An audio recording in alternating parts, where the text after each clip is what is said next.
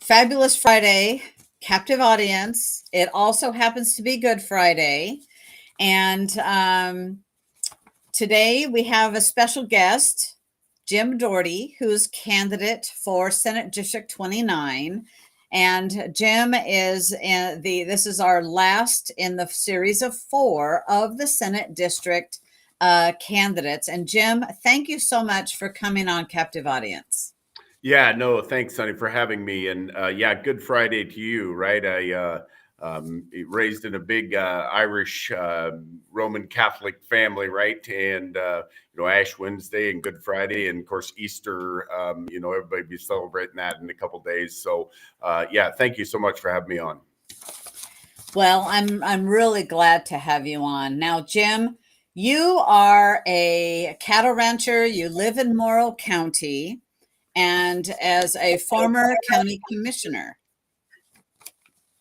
Yeah, that's right. When I certainly knock on doors and folks are like, who are you? Where are you from? What do you know? These kind of things. And I start out with certainly that, as a past 2-term county commissioner, past president of the Association of Oregon Counties, all 36 of them, and mostly a local cattle ranchers, right? So I spent a lot of time in Washington, D.C., spent a lot of time in Salem, and spent even more time in my coveralls or on a horse behind my cows, frankly. So pretty grounded as well.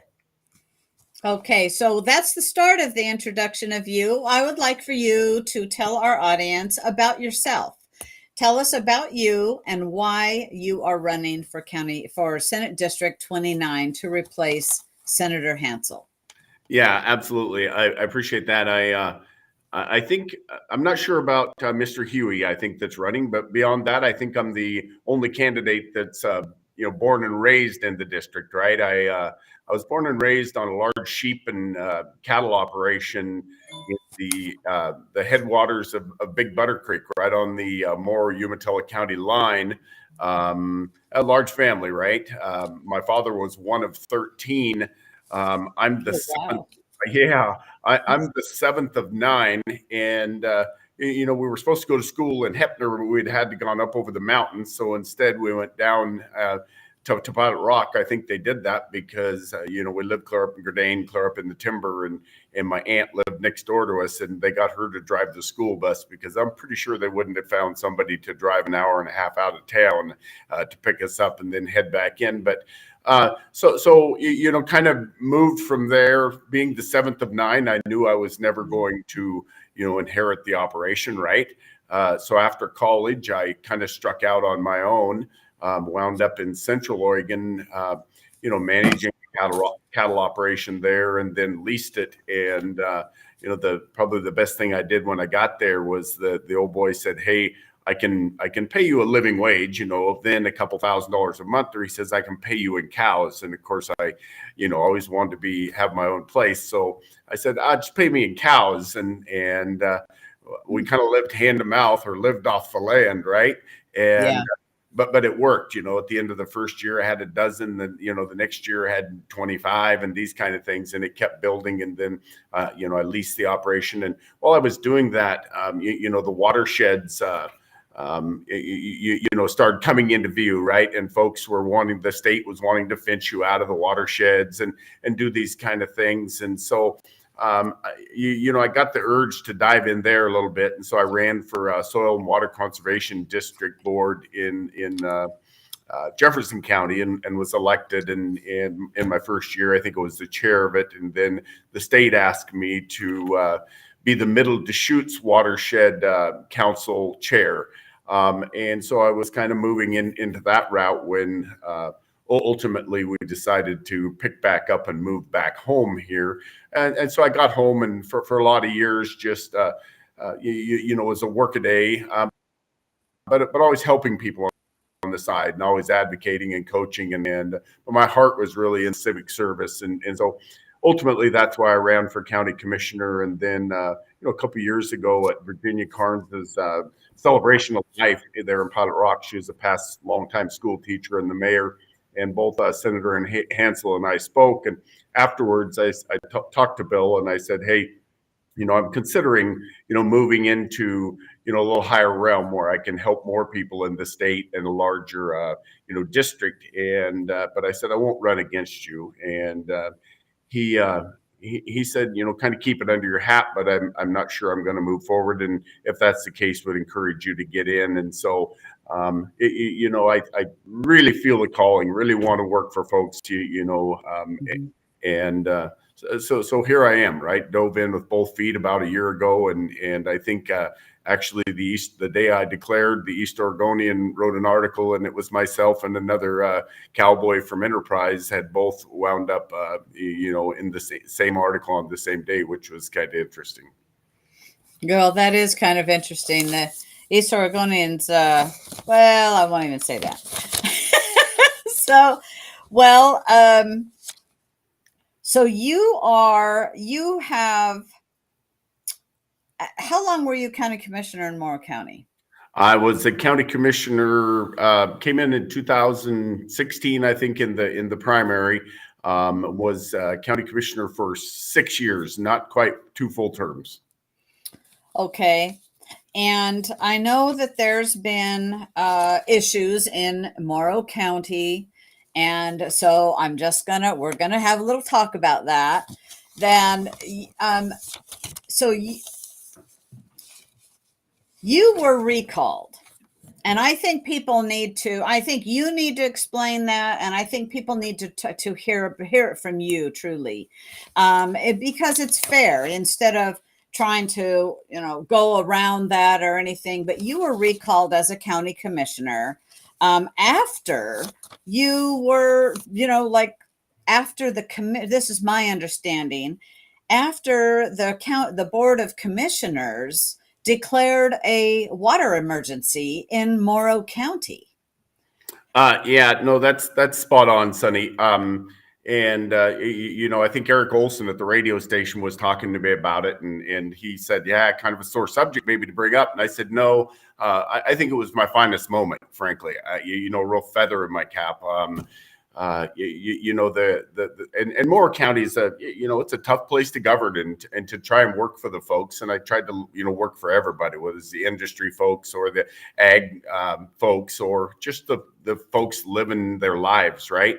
Mm-hmm. And so there was a meeting certainly that was convened by the Port Industrial Park and the county, and I was the chair at the time, and they convened a meeting and I said, what do you want to meet about? And they said, let's just call it a kind of an update. And I said, well, what's it going to be about? And they said, we want to figure out a way to kind of push back on the Department of Environmental Quality and let them loosen up our permit and let us continue to, spread reuse water, nitrate water in the winter when there's certainly not a crop to uptake the nitrates and they had done that and violated their permit some 2,164 times, and the Department of Environmental Quality had levied a $2 million fine, right? So that they had a meeting certainly with all the interested folks, and I went there, and kind of at the close of the meeting, they'd hired a mouthpiece, if I might, out of Portland. And he said, well, this is fantastic. The entire community is here and in this room. And if you'll all sign this letter telling DEQ to leave us well enough alone, let us move forward making money and doing the things we're doing. With all the powers that be in this room, they'll leave us alone. And I kind of looked around and I thought, the community's are about the only people not in the room, right? And if you bounce back a little bit to 2016, when I came on board, I wrote down 20 things that I wanted to kind of work on, right? Some health equity things. And one of the things I said, I wanted to see if there's any health challenges related to the growing nitrate challenge. There was a slim number of folks that really were dialed in and kind of knew it was there a little bit, but there was some known plumes, and then largely the district or the Columbia Basin was, thought to be reasonably safe. So at the conclusion of that meeting, I thought, I want to go outside of the known plumes and kind of test. So I went down to co-testing labs the next day and got 6 vials and tested from bombing range to Tower Road, which is about 6 miles outside of town. And I went 1 each mile and I sent that into the lab. and they called me the next day from the Tri-Cities, and I said, well, just email me the results. And they said, well, if it's an immediate health hazard, right, and we're duty bound to call you so that the folks will stop you consuming the water immediately, right? And I said, which sample? And they said all 6. So I went back down and got 70 samples and tested essentially from the Gillum County line to Umatilla. And on those 70 samples, they called me 68 times. And Oh, wow. yeah, and public health. Yeah, public health had gone out with me and was asking a series of, just having folks volunteer a series of nitrate related challenges, right? Mhm. Whether it was persistent headaches, abdominal problems, thyroid disease or thyroid cancer, kidney cancer, and miscarriages. And when I got the graph back on those first 70 tests, I went to, talk to the public health folks in the county, and I said, we got a real challenge here. And their response was, that pales by comparison to the things that have been volunteered to us. Something like the first 25 homes we'd been to, 20 miscarriages and some multiple, and 7 people living with one kidney. And so I called OHA, the Oregon Health Authority, and I, talked to them about it, and they came out with a bunch of folks, and they said, you've got a disaster on your hands a little bit. And Just so a little bit, huh? Yeah, just a little bit. Yeah. So I convened a, meeting to certainly see if we could declare a state of emergency and get some real help and get these folks some water and some filters and messaging, if nothing else. And it was pretty contentious. I thought it would be a 15-minute meeting, and it was just myself and Commissioner Lindsay. The third commissioner didn't attend. And so at the conclusion of that meeting, the two of us. Wait a minute. Can I ask why the other one didn't attend? I think. Were they in town?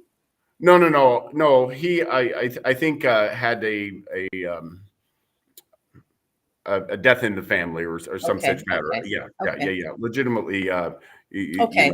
Thank you. Had some other concerns. So anyway, it was just the two of us, and but the room was full of folks. I thought, there largely nobody comes to these meetings, right? Right. And the Zoom was full of folks, right? And I was talking about it, and Morrow County certainly will be the first majority minority county, right? With a second and third generation Hispanic or Latino families there. And a lot of them are still, language or English is a second language. And yeah. I said, we've got to get the messaging out. We've got to get it out in Spanish to them. And those, things on the chat that were not pleasant. And but we stood our ground, and ultimately the two of us declared a state of emergency. And when public health gets in the way of folks that heretofore have been, making a pretty good living, they push back, and they push back pretty hard, and ultimately, filed some a recall on both of us. And before we get into that recall, I have a question. Sure. Going back to that meeting, did everybody sign on the letter? I think I kind of beat them to the punch, right? Before they put together a letter. I blew the whistle, if I might, and said, look, you guys have been, working on this for a number of years, and the state has put together a group of folks that were supposed to be dealing with it. And they were all, folks that had a vested interest in it. And so it was kind of the fox guarding the hen house, if I might. And, I said things have got to change, and it's got to change now. And you know how it is, right? The first one over the hill in the battle that leads the charge, right, is going to take the brunt of things. But I was happy to do it, and I would go back and do it again. Okay, well, that's interesting, because I realize after since I met you and learning about this and doing a little bit of research, like ahead of this interview now. That, and as you stated early on, things had the can had kind of been just kicked down the road. We're just going to continue doing the same thing. And yet this is affecting people's health. This is a serious issue. And there's ways of managing it, like not putting the nitrates on the ground when there's no crop. Sure. You know, I mean, because not everywhere that has agriculture is the water contaminated. You know, it's being properly managed is the issue.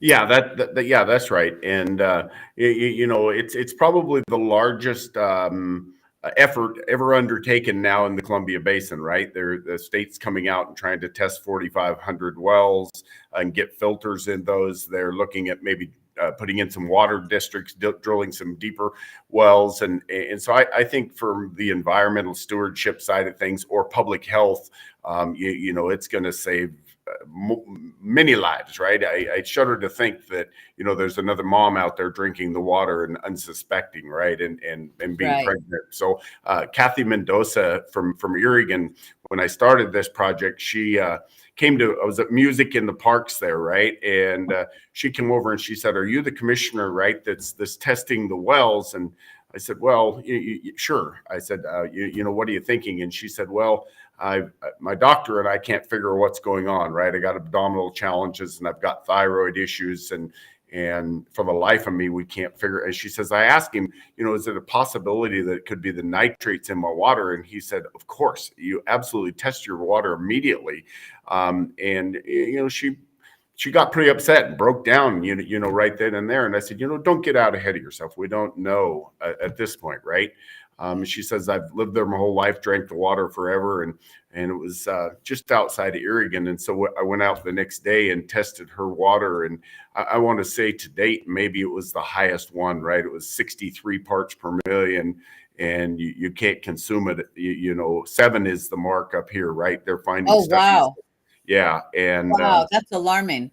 sure. And so, you know, she switched to bottled water, and a lot of the challenges went away. Some of her major challenges that, you know, with her thyroid and some of these things, you know, I pray to God she gets out ahead of them, but they are still persisting. And, you know, certainly, the doctor, when I talked to him, I said, "Could this have caused all these issues?" And he said, "Yes, absolutely." And even before I declared the state of emergency, I talked to the medical folks, and they said, "You probably need an epidemiologist out there to, you know, draw a straight line." But they said certainly all those issues that you ran into could be caused by excessive nitrates in the water. And so, yeah, you know, I'm pretty proud of that work. And now the Port Industrial Park, which has been great and employs a lot of folks, you know, they knew 20 years ago that they had to put in some digesters and begin this process. And now they're faced with going out and getting $500 million, right, to build a digester in some lagoons to And do their business the properly way they should have been doing all along. Amen to that. That's Right? exactly right. Yeah, It's business, and that's yeah. what should, yeah. But now we've got an aquifer. You know, if I that lays under, you know, all of us here. Actually, you know, I hate to be an alarmist, but the Department of Environmental Quality has some 20 municipal water sources here, including, you know, Hermiston and Irigan and Boardman and Hat Rock and the fish hatchery there outside of Irigan, on the list of critical, right? Because they, over the last 20 years, have been building and have exceeded the 10 parts per million. Now, the municipalities, of course, are faced with, you know, immediately rectifying that, right? By either drilling a deeper well or treating the water and these kinds of things. But that they're on a DEQ watch list, even the municipal water at this point. So let me ask a question. Have they known something was exceeding the limit 20 years ago? Or is it just recently, let's say 10 years or 5 years, that it really went? Well, yeah. So it's been building back in 1990. You know, the state said, "Hey, you've got a little bit of a challenge out there, and you need to kind of get out ahead of it, and you need to turn it around and pay attention to what you're doing out there." And they formed a working group out here to kind of look after it. I think that's one of the biggest challenges. Is the working group was the folks that were profiting off of the Oh yeah, the fox guarding the hen house. Yeah, and so of course little was done, and then it kept getting exceedingly worse. And the Department of Environmental Quality, frankly, let the folks down around here because, had they kind of brought their foot down, early on in this challenge, we wouldn't be faced with it. It's interesting, Sonny. So this has been, I think, 30 years building and 30 years building in the wrong direction, frankly. There's folks that tell me now we'll never get it out of the aquifer, never get it out of the aquifer in my lifetime. I completely disagree with that. I think if as much effort and money that was made in the last 30 years went into curing the challenge, we could get it done. But about midway into it, the Yakima Valley, which looks a whole lot like us, right? With they started having the same challenge, and they came down and met with the regulatory folks down here, the Loop Guama folks, and they said, hey, we need to figure out what you guys are doing so we can form the same kind of group. And they went back to the Yakima Valley, but when they went back there, their group looked much different, right? It had folks that were drinking the water, it had the tribes, it had, businesses, it had a whole bunch of folks that weren't vested in it. And they were 20 years behind us, and they're 30 years ahead of us at this point, right? Well, it does matter who has a seat at the table and what the makeup is of committees. Sure. And this is something that I observed in reading about this, is the committee was set to watch. Mm-hmm. It wasn't really, in my viewpoint, set to action. Yeah. It was to monitor, but not action. So now, the recall. Sure. And so that was, largely the push behind it, right? Was, I heard things, I think at the very next county meeting after I declared that, there was a farmer fellow, frankly, wasn't even from the county, right?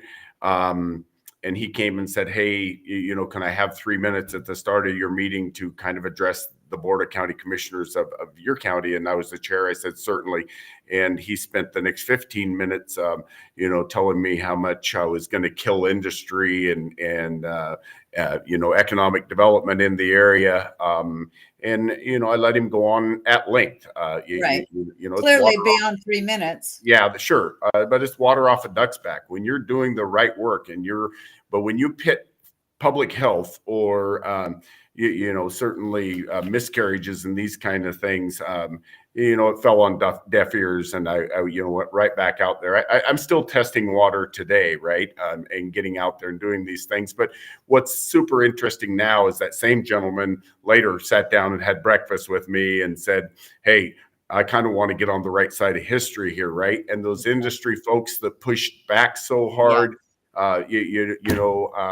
Boardman Foods and these kind of places that, that lambasted me as I tried to get this done, have now formed their own group, and it's called H2O or Water for Eastern Oregon. And their one and only mission is to get messaging out and try and get water out and try and get help out. Because they're scrambling like mad to get on the right side of history, right? I still think today they would have been happier had I not brought this forward. But having brought it forward, they recognize that they better get with the issue, or because it's the right thing to do. By doing that, they are then helping to improve the lives of the people that work for them, that live and work in the area, because they're providing jobs, and it's in the best interest to help ensure everybody has clean drinking water. And there's filters. Is that right? Filters that can solve this? I don't know. Yeah. It depends a little bit. If your water gets too high initially, if you're up 40, 50, 60 parts per million, it's pretty tough for the filtration system to bring it down that much. But if you're 10, 20, 30 parts per million, certainly they can install a single point water filter. The challenge is a little bit is it's an under the sink filter, gives you a real slow run of a couple gallons, and then you can't run your shower through it, right? And these kind of things. Right. Or you can go do a whole home filter, but those are $6,000 to $10,000, and the folks out there are They're happy to get the water. They're happy to get the knowledge. They're certainly happy. A lot of them, health is much better today, where they're not drinking that water. But now they're getting a little bit frustrated, right? They're saying, why do they have to put in, $7,000 or $10,000 for a filter or drill their well deeper Right. for a challenge that they didn't create, right? And so Yeah. we're trying to move to that next level. So I would encourage everyone, if they've got any interest in this, KGW News out of Portland, it came out and did I want to say a bit of a mini series, right? Did about an hour documentary on this. And it's a great watch. And, they talked to a lot of folks, and, I took them around, and folks were worried that, the Environmental Protection Agency, right, was going to come down and so and regulate this, right, or regulate the farms and these kind of things. Which I have 1,000 acres, right? I have 750 cows. I'm a farmer. I'm an ag guy. And so I went up into Washington and I sat down with the Region 10 director, Casey Sixkiller, and I said, look, we are working there. We are turning this. We are going to get something done, right? You don't want the federal government to come in and start, they're sweep across there with their big hamburger helper hand trying to get something done, but they knock a hell of a lot of things over in the process, right? And so he came down and went through the community with me and met with the folks that are working on this, and so they're waiting in the wings at this point. And if we continue to do the right things and we can show them that we are doing those things, I think that's where they'll remain, and I think that's best. Certainly Governor Brown came out, Governor Kotek came out. Walked the community with a couple sitting congressmen. So there's a big effort going on, and we're getting now finally millions and millions of dollars that are directed towards the effort. So, speaking of the money, I saw that you had requested, $2 million early on, and that letter was actually never even received. I was shocked to read that article. Yes, you got $877,000. And, Representative Greg Smith said, so I didn't deliver because they weren't going to deliver. I'm sorry. I'm going to be critical there because I feel that you send the message. It's not his decision. It's not any one person's decision. You requested as a county commissioner this much money, and, it should have gone to the top. That was certainly discouraging. I knew we were going to need much more money when the emergency board was meeting, and I thought it had actually got in the funnel, and that I would have an opportunity to go down there and plead the case for the folks, right? But it kind of never got put in the queue, and then the window closed, so that was certainly unfortunate. Okay, well, so there you have it.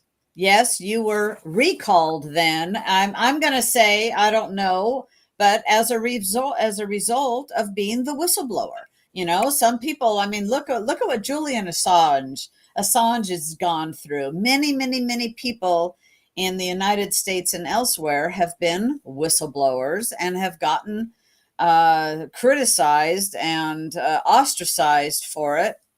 I don't know, what other reason was, or what was reason given for you to be recalled?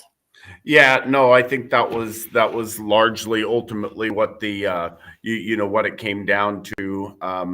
And I was just going to fight for the folks, right? And not waver and kind of stand in there and do the right thing. And and it's a tough place. Again, I talked to a reporter the other day, was kind of interviewing me relative to the race, and she said, are you ready to step in with the vacuum of leadership that's going to be at the Capitol, right, with the senators all going out?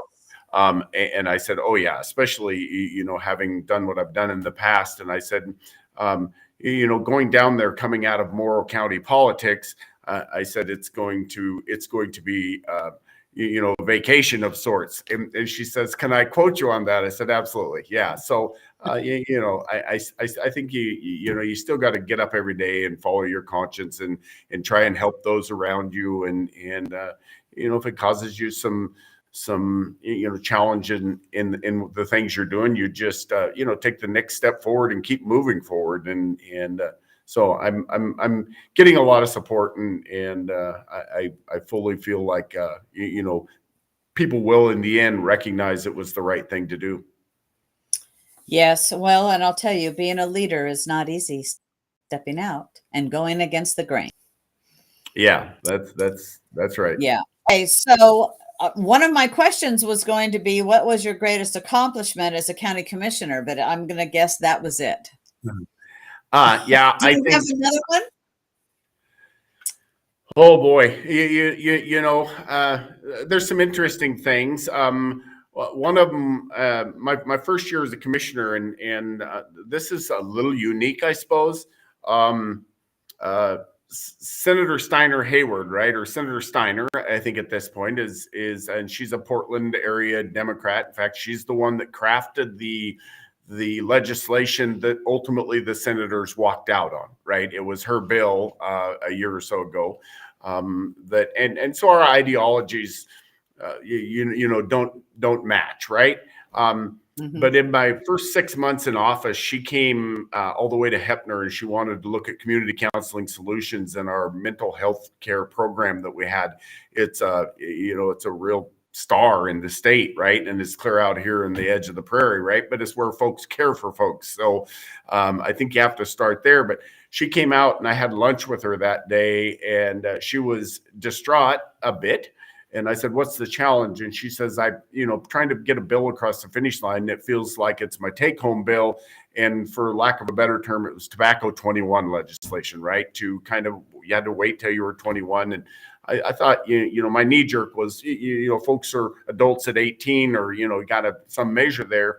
And she said, well, let me show you and have you, look into addiction receptors, right? And they go down some 85% from the age of 18 to 21. And, I thought to myself a little bit, my mother had started, smoking back when not only it was sexy, right, but the doctors were prescribing it, right, and started in her teens, and, never let any one of her 9 children get anywhere near it, but was never able to kick it. And, ultimately it got to her in her 70s, and I thought maybe if she'd and so I thought I'll look into this. So I talked to the public health folks and the costs and challenges related to lifetime of smoking, and read a lot about the addiction receptors, and I thought, gosh, this seems like something pretty reasonable. So I went down to Salem, and I started going in and trying to talk to the House members and Senate members on this side of the aisle, right? Because it was breaking on partisan lines a little bit, and a lot of them said, yeah, it's good legislation, but we're using it as a chit, right? We want to get some things across the finish line, and they've got this, and we don't disagree that it's reasonable legislation. And I said, well, you're gambling with people's lives. This is not something, if there's good legislation, that's a time you link arms and you find some common ground and you move forward. And so I got all 35 incoming county commissioners to sign a resolution in support of it. And then I came out to the Eastern Oregon counties and started talking to them. And I think I got every Eastern Oregon county on board, and, largely Republicans, frankly, and took that back down to Salem and sat down and talked to Senator Hansel. And he said, I'm going to go talk to Senator Steiner.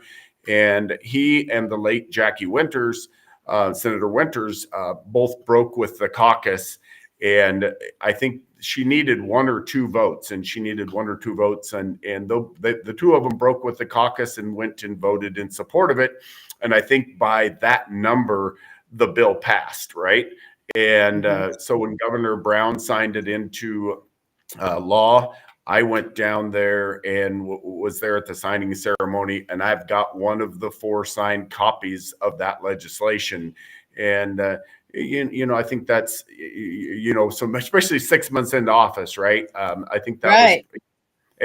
I think that spurred my other county commissioners to say, at the end of my first year said, you need to run for president of the Association of Oregon Counties. And I said, gosh, no, that's for, a 3 or 4 term.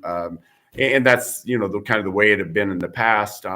Yeah. But ultimately I said, all right, I'll dive in. And so I did. And I ran and thankfully the other 120 county commissioners across the state, largely agreed, and I was elected and kind of, worked up through there. So really enjoyed that. But that was something pretty special. But I think the nitrate thing will go down as probably, certainly in my lifetime, the biggest thing that's ever happened here in the Columbia Basin. And like, again, I think it'll be the biggest life-saving and environmental healing thing that we've done. Yeah. Yes. Okay. So what 2 items do you see as the most important things affecting Oregon? Now, we've just talked about a huge one. I mean, if elected, how can you help to fix those items? Yeah, sure. I think a couple, to think about politics and challenges and these kind of things. I think, rampant immigration and the challenges that come with that, and the Second Amendment push, and folks always trying to chip away with that, and the taxes and spending. But I'm going to kind of mold those a little more in the state and federal. And I think more locally at the state, I think it's the rural inequity, right? Or, the folks not having an equal measure from the rural districts or the rural parts of the state. So I'm going to come at you with just a couple different ones. And certainly it's that one, and having our voice heard. And the second one would be, I've got some legislation already kind of crafted relative to that one. And the second one would be, the land grab challenge, the foreign land ownership that we see building, in across the country and in the state. Certainly one of our largest farm and forest owners in Oregon is a member of the Communist Chinese Party, right? Right. And owns hundreds of thousands of acres, and there's others, right? That's and prime so, acreage.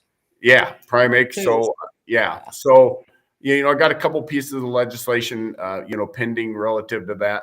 I think having our voices heard, as you know, Sonny, this district is all or part of 11 counties, right? And hopefully I can count, but it's Wallowa County and Union County, Umatilla County, Morrow County, Gillum County, Wheeler County, Sherman County, Wasco County, with the exception of the Dalles, most of the landmass of Jefferson County, and part of Marion County, and part of Clackamas County. So it's huge, and there's only one senator, right, to represent that. Yes. So when I go down to Salem, that's a whole lot of the state to be representing, and a whole lot of folks. But in the Portland metro region alone, in Multnomah County, there's 19.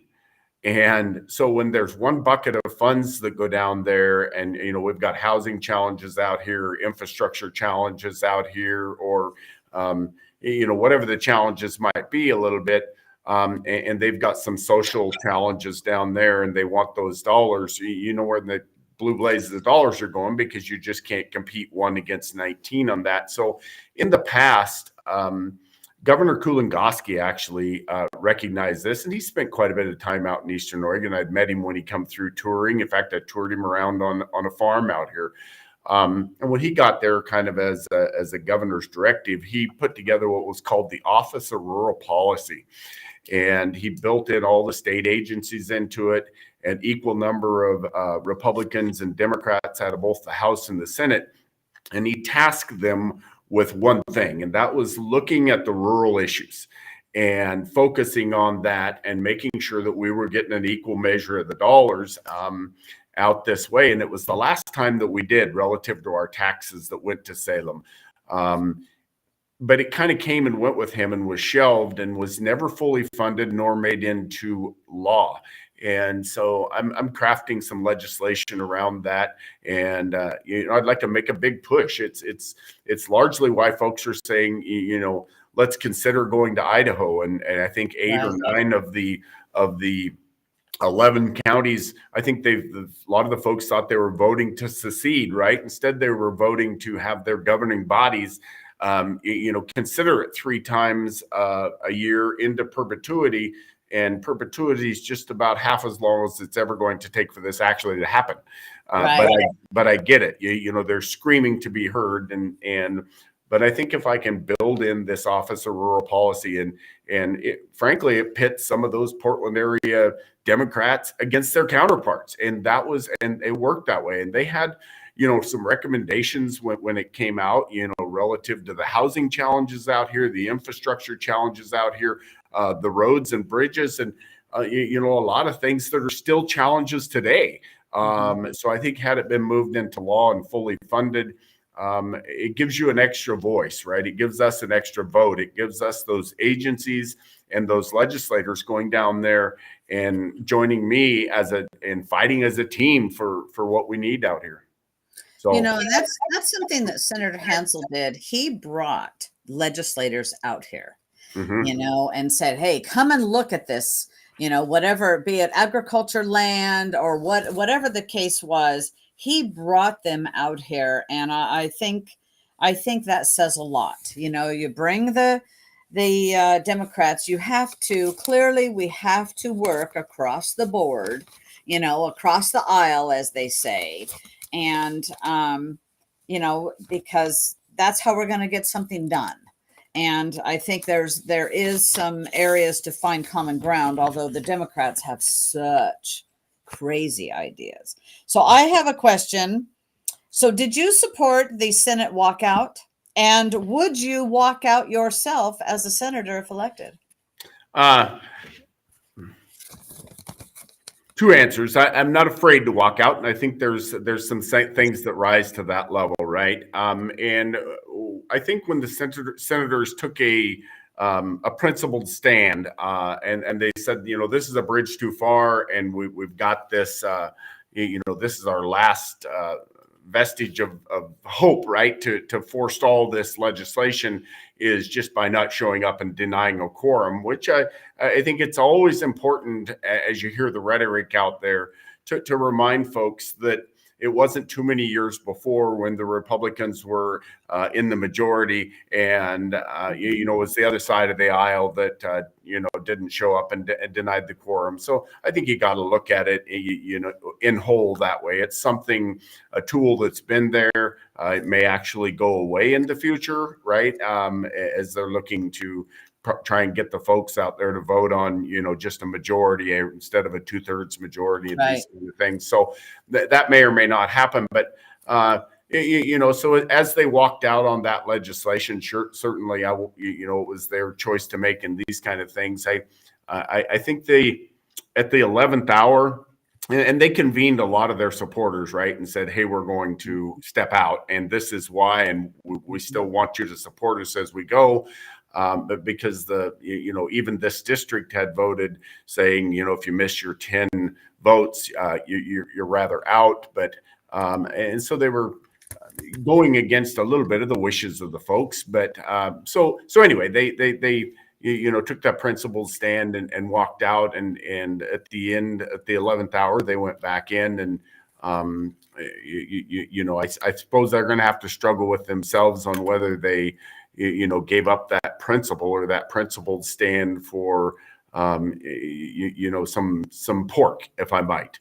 I don't know that the legislation that they took a stand against got watered down enough to satisfy that principle, but they went back. But ultimately, it's going to cost us, a pretty big vacuum of leadership in Salem, right? With some 10 of them going out, and there's a couple of them that have a couple more years before their term ends, and then they too will be sidelined. So, it's going to take somebody that can go in there, or especially on the the Republican side of the ticket, and get something done. Because if you're going in there and trying to find your way around the Capitol while legislation's getting passed, so you got to be prepared to hit the ground running.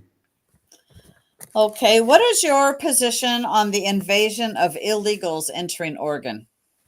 I kind of brought that up a bit ago, right? I think the immigration system certainly is broken. I mean, horrifically so, right? And the H2A program is not much better. There's challenges there as well. I talked to Sheriff Lowry, right? Kind of working with him on some legislation, at least relative to, he says, hey, when I pull somebody over on Highway 97, which is a major corridor for lots of ill, right? And he says, they don't have the proper documentation and these things. I can't ask, I can't do anything about it, but and maybe you could understand that a little bit. But he said if I find them with a large amount of illicit drugs, right, that they're actually they're muling them or they're selling them and these kind of things, and they're doing some pretty dastardly things, right, and moving the fentanyl and these kind of things up here that are killing our children. He said, I still then cannot hand them over to the federal authorities who can do something with them. And I said, this is beyond the pale, right?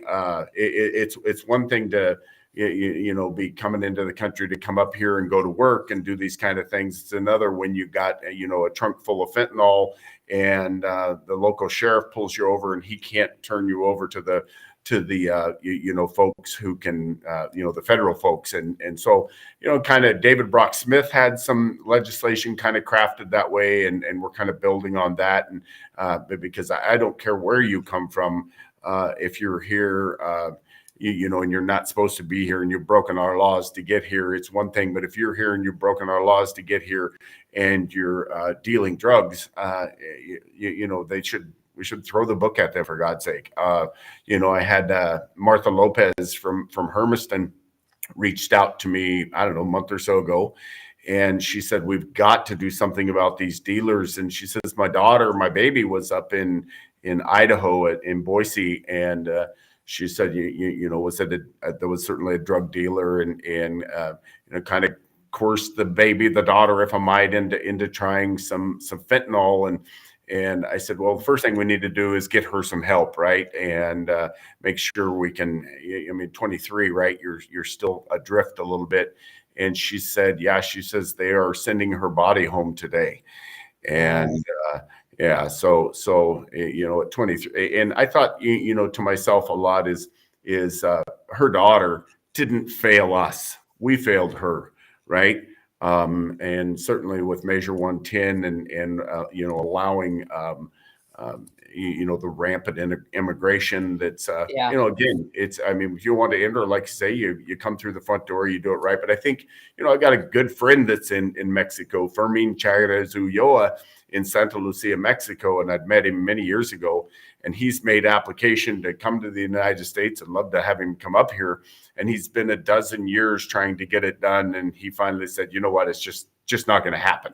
And someday I may fly down and go see him down there yet again. But he was reluctant to just, join the masses and come across or have to raise a lot of funds to do it and risk his own life and health. I talked to a young man that was up here who'd come across, and he said when the coyotes, if I might, got him and his group of 15 or 20 together, he said they took him part way in and then they loaded him up with bales of marijuana and cocaine and all these drugs, and they said, okay, you will carry these across for us. And he said you didn't have the ability to tell them no. Right. Right. So you were kind of out in no man's land. So it's a huge, dangerous thing down there. It is. Okay. Do you speak Spanish? Poquito, no mucho. Necesita, mucho mi vaqueros. A little bit. Yeah. I speak a fair bit. All right. Yeah. Working Spanish, right? Right. Exactly. Okay. What is your position on school choice and the money following the student? And you hear that a lot, and I hear it a lot on the campaign trail, and folks here in Hermiston that are moving their kids to another school, and in the past, you couldn't do that even, right? You couldn't pick a school within your own school district, and thankfully, some clearer heads came together. But I'm completely supportive of school choice with a couple caveats. And that is, I don't care if you go to a parochial school or you go, to a private school or where you go. I think the tax dollars should follow the child, but I think we have to have a bit of a set standard, right? I mean, you can't go to a school that doesn't teach reading and writing and arithmetic and this, right? If they teach something clear off the wall, and that's possible. I think we have to have a minimum set of standards that you have to have at each or any of these schools. But beyond that, if it's a parochial school or they want to teach Bible study half of the day and reading and writing and arithmetic the other half of the day, those dollars should still follow the student, right? Okay. So I also think, Sunny, it wouldn't hurt us to put civics classes back in, certainly, and even some home ec, right? So Right. Okay, so speaking of kids and that, what's your views on transgender care for children? I think certainly, youth that are, we're not going to let somebody smoke till they're, 21 or these kind of things, right? I think, when you're talking underage and I mean, not consenting adults that have moved out of the house, I think these things have to, be parental consent. The notion that a child, a baby, right? You 12, you pick the age, right? Right. Can make these kinds of decisions, that are going to last a lifetime. I think they need to have discussions certainly with their parents, and I certainly would hope they would, wait until they're, young adults and make their own decisions then maybe, but. Okay, so I'm asking all the candidates some of the same questions, just so our audience, Sure. people can hear the same, or hear their different answers Sure. and viewpoints. So I'm not, targeting you or anything like No, that. no, that's all right. Okay. What are your views on diversity, equity, and inclusion? Well, there's nothing wrong certainly with diversity, right? I mean it's the spice of life, no matter what you're relating it to. But equity, I think maybe more equality, right? Might be a better word. But I do think of equity a little bit again, it goes back to my Office of Rural Policy. I think that there's rural equity, and I think we've lost some rural equity. And so if the other side of the aisle wants to talk equity, certainly equity of the farmers and ranchers and the rural folks, we're not getting that. But it's a big buzzword, and it's kind of come up: diversity, equity, and inclusion. I think if you break it out, there's no challenge with diversity. I think it's a great thing. Equality, I would prefer instead of equity. And there's, these are great things, but are they a challenge that we need to, spend a lot of our focus on? I don't know. Well, some governments and some businesses have a special department that's all about DEI. Did Morrow County have that? No. Okay. And so, because in some areas, that's like, instead of being people hired for their merits, for what they are actually qualified to do, it's all about, other qualifications that have to do with your race and ethnicity and gender and whatnot, and whatever you might call yourself. So that's a little bit of where I was going with that. Sure.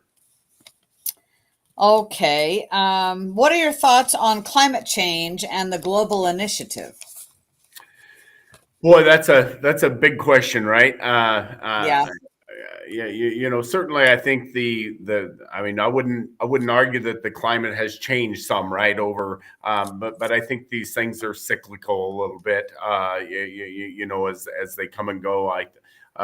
there's never any harm in trying to do the right things, right? As you live your life. But I think by now, I think if you go back to President or Vice President Gore, the 20-year clock was running, and we're not supposed to be here today. But I think we'll march on, and our great grandkids will still be having this discussion. I think there's never any harm in trying to do what you can not to spoil the air around you, or the ground around you, or the water around you, or these kind of things. But I think it's a pretty heavy lift to say that we are changing the climate, and that we can turn it around that quick. I just don't. I don't think that's necessarily the case.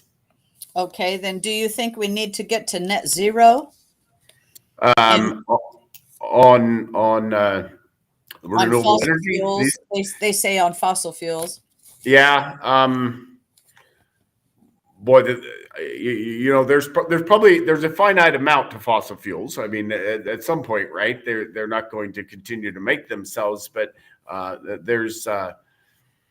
I think there's as much carbon challenges go into the non-fossil fuel challenges as there is in the fossil fuel ones right now, and certainly I know the electric cars that they were running when they got up in the snowstorms in Wyoming, right? And they had to spend 24 hours out there parked.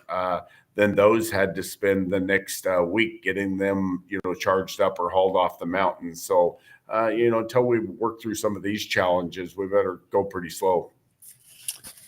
Okay. What are your views on wolves? Yeah, that's that one kind of strikes pretty close to home, right? My wife and I have suffered a fair bit of depredation, and then trying to get the state to recognize that it's depredation is a much tougher thing. I have gone up there and had a couple calves skinned out, and they said it was inconclusive and these things, and we certainly come home with over the last few years with a lot more livestock missing, and challenges relative to their breeding and breeding back and these kind of things. But I've got some great footage, camera footage, just there in Gerdane, right midway between Ukiah and Heppner, and it was on a game camera. And then the first picture, you see a cow and her maybe 2-week-old baby chasing a wolf past the camera. In the next picture, you see the cow and the baby going the other way, and the wolf chasing her. And in the third picture, you see the cow standing there, and you see 3 sets of eyes as there's three wolves surrounding the mom and the baby. And actually, my cousin Charlie had taken that, and he'd sent me that picture. And so we went up to the mountains, and it was probably a week after that, and we found the mom there, right, and the milk running out of her. We never found the baby, and you call the state and tell them, hey, we've got footage of the mom and the baby there, and a week later the baby's missing, and the mom is crying for her baby and the milk running out of her, and the answer was, well, can you find the carcass? And of course we didn't. They said, well, it's inconclusive. I don't know anything that's more real than that, right? I'm so happy I didn't have to see the next 3 pictures, because they would have been pretty graphic, I'm afraid. Right. Okay, Jim. Well, how about a closing statement from you on why people should vote for you? Yeah, sure. Absolutely. I think it's interesting a little bit, Sonny. In Umatilla County, right, there's 15,000 Republicans, and certainly I'm one of them. I'm Morrow County, but and there's 8,000 Democrats, and there's 22,000 non-affiliated voters. So fully 2/3 of the population is going to be relying on somebody like myself to go down there and not only preserve our civil liberties and our values and the things that make us conservative folks. But they're going to want us to go down and move the dial. As I talk to them, they have the same challenges with Metro, and they got to drive the same roads. And so they want somebody that wakes up every day that's passionate, can go down there and move people and get something done. And I think certainly if you look at my record and when it's right, I'll walk softly but carry a big stick. And I think that's what we need down there, right? A strong voice that's going to also do what we need to do to bring the help home that we need. And I don't think there's anybody else in the district more passionate or ready to go do that work. Okay. Well, Jim, it's been a real pleasure having you on Captive Audience, and just appreciate you coming here. And I wish everybody to have a blessed Easter. This is Easter weekend. And thank you for watching. Share the message, share the message everywhere. So good night. Thanks, Sonny.